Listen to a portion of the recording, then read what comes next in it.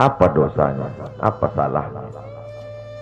Berapa triliun negeri ini pernah dirugikannya? Berapa sumber daya alam, minyak, batu bara, nikel, uranium yang pernah dijualnya ke luar negeri? Berapa BUMN perusahaan yang pernah dijualnya aset-aset negara? Ada yang pernah dia jual? Dia hanya mengajak anak muda yang selama ini pencandu narkoba menjadi bertaubat kepada Allah. Dia hanya membangkitkan semangat anak muda yang selama ini berzina menjadi orang-orang yang takut kepada Allah. Dia hanya mengajak mereka yang memakai baju hitam, pakaian hitam, berubah menjadi pakaian putih. Mereka berusaha untuk memutihkan catatan amal baik mereka di hadapan Allah. Dia hanya menyadarkan umatnya supaya sadar bahwa politik itu penting. Angkatlah pemimpin yang adil dan amanah.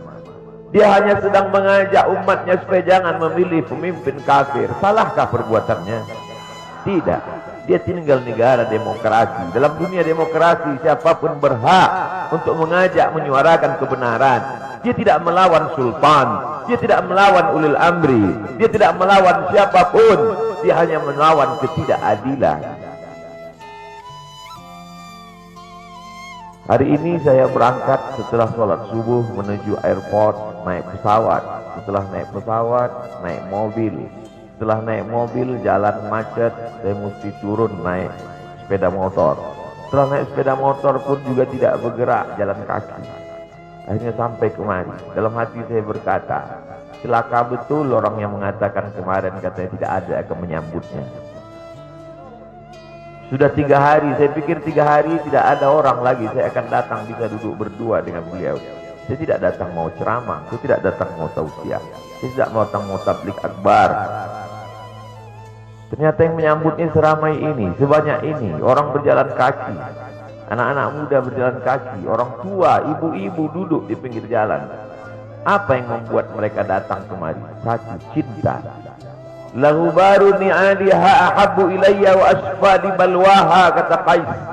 Debu yang menempel di sandal Laila lebih dapat menghilangkan rasa sakit dan duka. Hanya cinta kepada Laila, apalagi cinta kepada zuriat Nabi Muhammad sallallahu alaihi wasallam. Andai engkau orang alim, andai engkau hafal kitab, andai engkau mengerti kitab kuning, banyak ilmumu, tapi ada kebencianmu kepada ahli bait Rasulullah sallallahu alaihi wasallam, hilang keberkahan ilmu. Andai engkau punya derajat seperti seorang wali, andai engkau diangkat Allah sebagai wali, maka jatuh derajat kewalianmu hanya karena kebencianmu kepada ahli bait. Apa kata Kiai Haji Maimun Zubair? Ahli bait itu seperti Quran yang lapuk. Andai ada ahli bait itu yang nakal, yang jahat sekalipun, dia tetaplah seperti Quran yang lapuk. Quran yang buruk, andai titiknya sudah tidak ada lagi, tak akan mungkin kau akan buang. Kau tetap juga akan jaga dia, kau akan cium dia. Kenapa? La yamassuhu illal mutahharun. Allah yang mensucikan. Seorang sahabat Nabi disuruh membuang air bekas daripada bekam Rasulullah SAW. Buanglah ini, kata Rasulullah. Lalu kemudian beliau pergi ke belakang.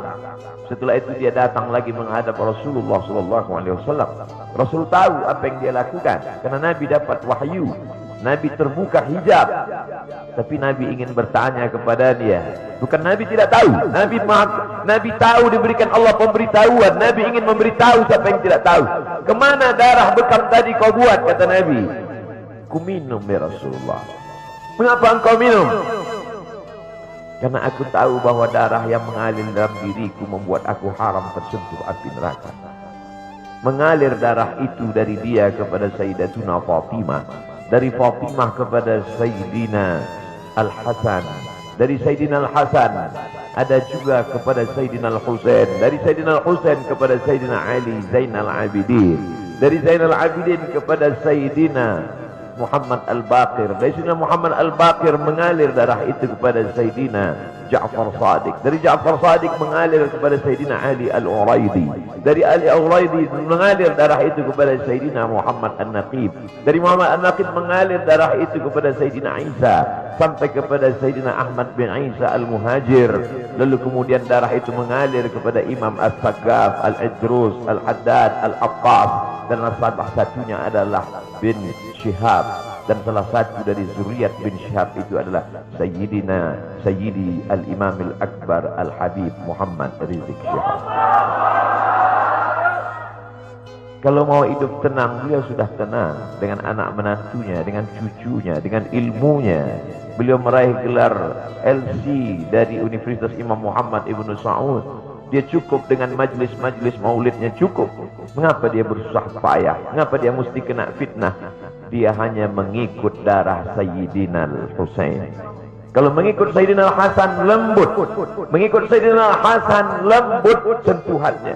Maka para ahli bait ini mengikut dua aliran, Sayyidina Al-Hasan dan Sayyidina Al-Husain.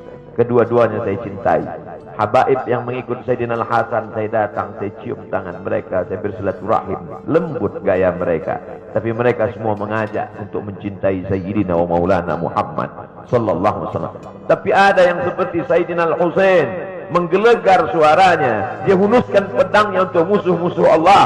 Keduanya adalah sama-sama diridhai Allah. Innal Hasan wal Husain sayyida syababi ahlil jannah.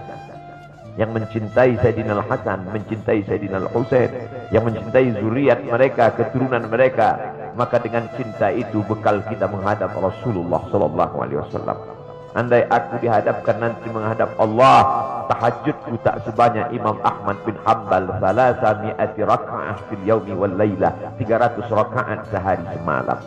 Andai aku dihadapkan kepada Rasulullah sallallahu alaihi wasallam, maka jihadku tidak sebanyak Sayyidina Khalid ibn al-Walid. Setiap jengkal kulitnya, setiap tetes darahnya tak lepas daripada tebasan tombak, anak panah dan pedang.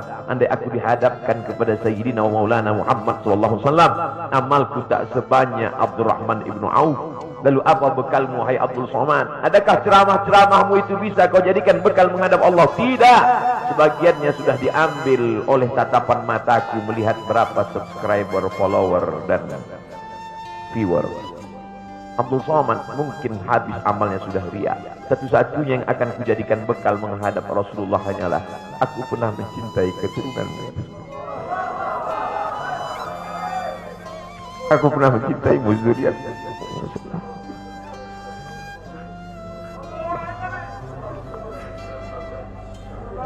Wahai para pelaku pembuat dosa, wahai para pezina, wahai para peminum khamar yang belum bertaubat, kalau kalian belum sanggup untuk berbuat baik, kalau kalian belum mampu untuk beramal saleh, paling tidak jangan kalian sakiti zuriat Rasulullah. Jangan kalian keluarkan kata-kata, jangan keluarkan kata-kata fitnah.